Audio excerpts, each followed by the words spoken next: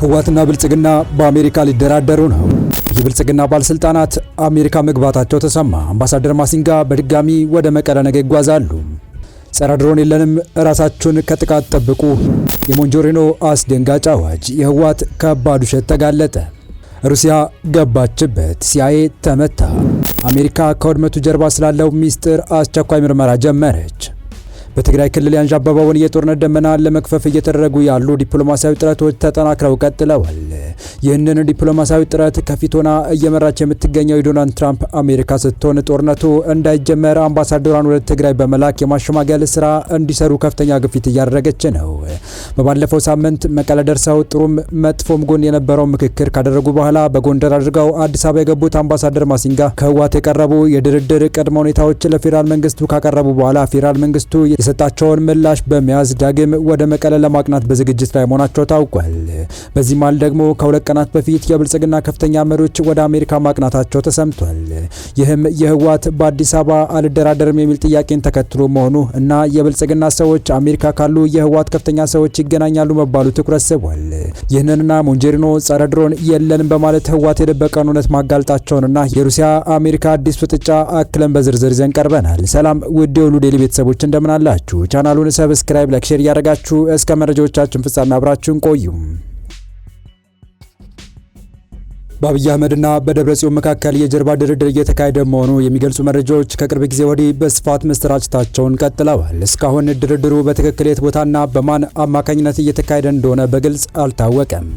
ሆኖም በአሜሪካ ግፊት ባለፈው ሰኔ 27 የአሜሪካ የውጭ ጉዳይ መስሪያ ቤት ሁለቱም ተቀምጠው እንዲነጋገሩና በድርድር ጉዳያቸው እንዲፈቱ ጥብቅ ትዕዛዝና መልእክት ማስተላለፉ ይታወሳል። ይህንን የአሜሪካ ማሳሰቢያ ተከትሎ ሁለቱ አካላት ከመጋረጃ ጀርባ ንግግር መጀመራቸው እየተነገረ ባለበት ወቅት ከወደ አሜሪካ ድርድሩን የተመለከተ ጥብቅ መረጃ ወጥቷል። የአሜሪካው አምባሳደር ኤርቪን ማሲንጋ ከሳምንት በፊት ከህወሓት መሪዎች ጋር በተነጋገሩበት ወቅት ቡድኑ ከፌዴራል መንግስት ጋር የመነጋገር ፍላጎት እንዳለው ለአሜሪካ ለውጭ ጉዳይ መስሪያ ቤት ሪፖርት ማድረጋቸው የዲፕሎማቲክ መረጃዎች ገልጸዋል። የህወሓት ቅድመ ሁኔታዎችን ያካተተ ሪፖርት ለውጭ ጉዳይ መስሪያ ቤት ያቀረቡት አምባሳደር ማሲንጋ በነገው ዕለት ተመልሰው ወደ መቀለ ሊያመሩ መሆናቸውም የወጡ መረጃዎች ገልጸዋል። የዲፕሎማቲክ መረጃ ምንጮች ያወጡት መረጃ እንዳመላከተው ከፍተኛ ቁጥር ያለው የፌዴራል መንግስት ባለስልጣናት የተካተቱበት ልዑክ ከሁለት ቀናት በፊት ወደ አሜሪካ ማምራታቸውን ያመላከተ ሲሆን በተመሳሳይ የህወሓቱ ጀነራል ፍስሐ ኪዳኑ ጨምሮ ሌሎች በስም ያልተጠቀሱ ከፍተኛ አመራሮችን በአሜሪካ መገኘታቸውን አክለዋል። ይህም ህወሓት ከቀናት በፊት በሶስተኛ ወገን አደራዳሪነትና ከኢትዮጵያ ውጪ በሚዘጋጅ የድርድር መድረክ ላይ ለመገኘትና ከፌዴራል መንግስቱ ጋር በአዲስ መልክ ለመደራደር ፍላጎት እንዳለው ካሳወቀበት መግለጫ ጋር ተዳምሮ ሁለቱ አካላት በአሜሪካ ድርድር ሊጀምሩ ነው የሚለውን ግምት ከፍ እንዲል አድርጎታል። እነዚህ ከፍተኛ የመንግስት ባለስልጣናት በቅድመ ድርድር ደረጃ በአሜሪካ ከሚገኙ እንደና አምባሳደር ፍስሐ ያሉ የህወሓት ዓለም አቀፍ ተወካዮች ጋር ስለ ድርድሩ ሂደትና የድርድሩ አጀንዳዎች ዙሪያ ሊነጋገሩ ይችላሉ የሚል መረጃ እየወጣ ነው።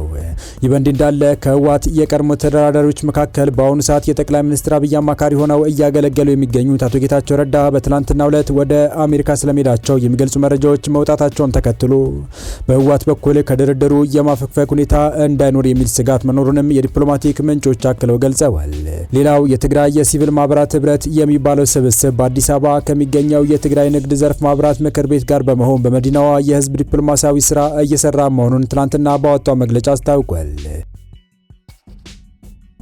በትግራይ ክልል በኢትዮጵያና በአፍሪካ ቀንድ እየተባባሰ የመጣውን ውጥረትና ወታደራዊ ግጭት ለመቀነስ በክልሉ ያለውን ዘላቂ ሰላም ለማረጋገጥ የትግራይ ህዝብ መሰረታዊ ጥቅሞችን ለመጠበቅ የታለመ ነው የተባለው የህዝብ ዲፕሎማሲ በአዲስ አበባ የሚገኙ የተለያዩ ሀገራት ኤምባሲዎች በዋናነት የአሜሪካ፣ የእንግሊዝ፣ የአውሮፓ ህብረት፣ የተባበሩት መንግስታት ድርጅት፣ የአፍሪካ ህብረትና ከሌሎች የተለያዩ ሀገራት ዲፕሎማቶችና የአፍሪካ ቀንድ የአፍሪካ ህብረት ልዩ መልእክተኛ ኦባሳንጆ ጋር መነጋገራቸውን መረጃዎች ጠቁመዋል። በትግራይና በፌዴራል መንግስት እንዲሁም በተለያዩ ወገኖች መካከል እየሰፋ የመጣውን የፖለቲካና የደህንነት ልዩነት ለመፍታት ቅድመ መከላከል ዲፕሎማሲ እየሰራን ነው የሚለው መግለጫው አሁንም ሰፊ እድሎች ለሰላም አሉ ሲል ገልጿል። የአፍሪካ ህብረትና ሌሎች አካላት የጀመሩትን የሰላም ጥረት አጠናክረው እንዲቀጥሉ የጠየቀው የትግራይ የሲቪክ ማህበራት ህብረት በሰብአዊ ድጋፍና በኢኮኖሚ ገዛ ዓለም አቀፍ ዲፕሎማቶች ትግራይ ያለውን አጠቃላይ ሁኔታ እንዲረዱ፣ ወታደራዊ ስጋቱን ቀድመው እንዲከላከሉ፣ ለተፈናቀሉና ለተጎዱ ህብረተሰብ ክፍሎች የሚደረግ ሰብአዊ ድጋፍና አቅርቦት ተጠናክሮ እንዲቀጥል፣ የመልሶ ማቋቋም ስራ እንዲረጋገጥና እንዲቀጥል በመግለጫው ጠይቋል። የሲቪክ ማህበራቱ በዚህ ላይ ቅድመ ማስጠንቀቂያ መድረክ በመፍጠር በክልሉ ሊከሰት የሚችል ፖለቲካዊ፣ ወታደራዊና ሰብአዊ ቀውስ ቀድሞ ለመከላከል ያላቸውን ቁርጠኝነት ገልጸዋል። በቀጣይ መረጃ የህወሓት ጽህፈት ቤት ኃላፊዋ ወይዘሮ ፈትለወርቅ ገብረ እግዚአብሔር ወይም ሞንጆሪኖ ህወሓት የሰራዊቱ ሞራል ለመጠበቅ የሚያሰራጨውን ከባድ ውሸት ውሃ ከልሰውበታል። እወቁት፣ ምንም አይነት የድሮን መከላከያ ጸረ ድሮን መሳሪያ የለንም ያሉት ኃላፊዋ ህዝቡ ራሱን ከጀትና ድሮን ጥቃት እንዲጠብቅ ጥሪ አቅርበዋል። ጦርነት ልንጀምር ነው ሲሉ አስደንጋጭ ጥሪ ያቀረቡት አነጋጋሪዋ የህወሓት ቁልፍ ፖለቲከኛ ሞንጆሪኖ ከኢትዮጵያ መንግስት ጋር ጦርነት ልንገጥም ስለሆነ ህዝባችን ከመንግስት ጀቶችና ድሮኖች የሲቪል መከላከል በሚል ሜካኒዝም ራሱን ሊከላከል ይገባል ሲሉ ጥሪ አቅርበዋል። ወይዘሮ ፈትለወርቅ ይህንን ያሉት ህወሓት ሰሞኑን በመላው ትግራይ እያካሄደ ባለውና ጦርነት እንጀምር በሚል በተጠራው ህዝባዊ ኮንፈረንስ ላይ ዛሬ በአዲግራት ከተማ ተገኝተው ባደረጉት ንግግር ነው። ወይዘሮ ፈትለወርቅ የፌዴራሉ መንግስት ጀቶች፣ ድሮኖች፣ ሚሳኤሎች፣ መድፎችና ታንኮች ታጥቋል በማለት እነዚህ ደግሞ ከፍተኛ ውድመት ሊያደርሱ የሚችሉ መሳሪያዎች ናቸው ብለዋል። እኛ ደግሞ እነዚህን ሊመክቱ የሚችሉ ጸረ ድሮንና ጸረ ጀት መሳሪያ ስለሌሉም በራሳችሁ ሲቪል ዲፌንስ በሚባል ሜካኒዝም ራሳችሁንና ቤተሰቦቻችሁን ከጥቃት ተከላከሉ በማለት ነው አነጋጋሪ ጥሪ ያቀረቡት። ሆኖም በመድረኩ ከተገኙ ተሳታፊዎች መካከል ከዚህ ሁሉ ችግር ይልቅ ከፌዴራሉ መንግስት ጋር ተቀራርባችሁ በውይይት ለምን አትፈቱትም ብሎ የሚጠይቃቸው ሰው አልነበረም ያሉት የዘገባ ምንጮች፣ ምክንያቱም ከመድረኩ ከወጡ በኋላም እስርና እንግልት ሊደርስ ይችላል የሚል ስጋት በህዝቡ ዘንድ ስላለ ነው በማለት አክለዋል። ወደ መጨረሻው መረጃችን ተሻገረን። ኢራን በሲአይኤ ተቋማት ላይ የፈጸመችው ጥቃት የሩሲያ እጅ አለበት የሚል ጥርጣሬን ፈጠረ። የኢራን ድሮኖች በባህረ ሰላጤው በሚገኙ የሲአይኤ ተቋማት ላይ ጥቃት ከማድረሳቸው ጋር በተያያዘ ሩሲያ መረጃ በመስጠት ወይም የተሻሻለ የድሮን ቴክኖሎጂ በማቅረብ ተሳትፎ አድርጋ ስለመሆኑ ምርመራ መደረግ እንዳለበት የአሜሪካ የደህንነት ባልደረቦች ለሮይተርስ ተናገሩ። ለጉዳዩ ቅርበት ያላቸው 4 የአሜሪካ ደህንነት መስሪያ ቤት ባልደረቦች ለዜና ወኪሉ እንደተናገሩት የኢራን ጥቃት ላይ የሩሲያ ተሳትፎ መኖር ላይ ምርመራ መደረግ ይኖርበታል። ስማቸው ሳይጠቀስ ለሮይተርስ አስተያየታቸውን የሰጡት ምንጮች ኢራን በሲአይኤ ተቋማት ላይ ለፈጸመችው ጥቃት ሩሲያ እጇ ስለመኖሩ ድምዳሜ ላይ አልተደረሰም ብለዋል።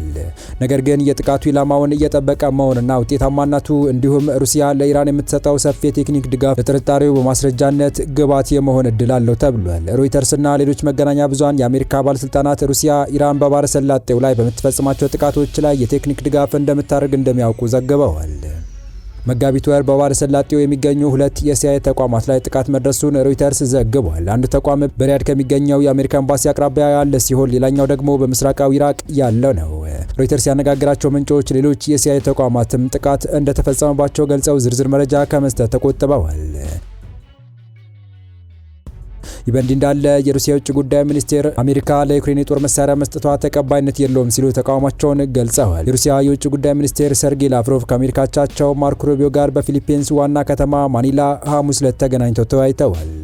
ሰርጌይ ላቭሮቭ በኪየቭ ለሚገኘው መንግስት የጦር መሳሪያ ማቅረብ መቀጠል ተቀባይነት የሌለው መሆኑን አጽንኦት ሰጥተዋል ሲል ሚኒስቴር መስሪያ ቤቱ ባወጣው መግለጫ ላይ ጠቅሷል። እንደ ሩሲያ የውጭ ጉዳይ ሚኒስቴር መግለጫ ከሆነ ላቭሮቭ ሩሲያ በዩክሬን ግጭት ዙሪያ ለፖለቲካዊና ለዲፕሎማሲያዊ መፍትሄዎች ዝግጁ መሆኗን ተናግረዋል። ላቭሮቭ በማኒላ እየተካሄደ የሚገኘው የዚህ ሀገራት ጉባኤ ላይ ባደረጉት የጎንዮሽ ውይይት በሩሲያ ላይ ስትራቴጂካዊ ሽንፈት እንዲደርስ ኢላማ እያደረጉ ያሉ የአውሮፓ ሀገራትን አፍራሽ ሚና ኮንነዋል። የአሜሪካ ውጭ ጉዳይ ሚኒስቴር ባወጣው መግለጫ ሁለቱ ሚኒስትሮች በሀገራት መካከል ስላለው ግንኙነትና የሩሲያ ዩክሬን ጦርነት ማብቃት አስፈላጊነት ላይ ተነጋግረዋል ብሏል። ከስብሰባ በኋላ ማርኮ ሩቢዮ በሰጡት መግለጫ የአሜሪካው ፕሬዚዳንት ዶናልድ ትራምፕ የማይረባ ጦርነት እንደሆነ ያስባሉ፣ እንዲሁም አሜሪካ በዩክሬን ከስምምነት ለመድረስ እድል በኖረ ጊዜ እርምጃ ለመውሰድ ዝግጁ ናት ማለታቸውን ዘጋርዲያን ዘግቧል። ረቡዕ ዕለት ማርኮ ሩቢዮ ለጋዜጠኞች በዩክሬን የሚካሄደው ጦርነት አሜሪካና ሩሲያ ሊስማሙ የሚችሉበት ነጥብ በበርካታ መንገዶች ጎድቷል ብሏል። የተወደዳችሁ ቻናላችን ቤተሰቦች ለአሁኑ ለእናንተ ይመጥናሉ ብታደምጧቸው ታተርፉባችኋላችሁ ብለን የመረጥንላችሁ ዕለታዊ መረጃዎቻችን እስካሁን ያደመጣችኋቸው ነበሩ። በተመሳሳይ ሀገራዊና ቀጠናዊ ጉዳዮች እንዲሁም ዓለም አቀፋዊ የጂኦፖለቲካ ወታደራዊና አነጋጋሪ ክስተቶችን ለበለት ተከታትለን በትኩስ ይዘን እንደምንቀርብ እያሳወቀን የቻናሉ ሰብ ካልሆናችሁ ሰብስክራይብ፣ ቪዲዮ ላይክ እና ሼር በማድረግ ተደራሽነታችን ታሰፉ ዘንድ አክብሮታዊ ግብዣችን ነው። አበቃን። ሰናይ ጊዜን ተመኘን።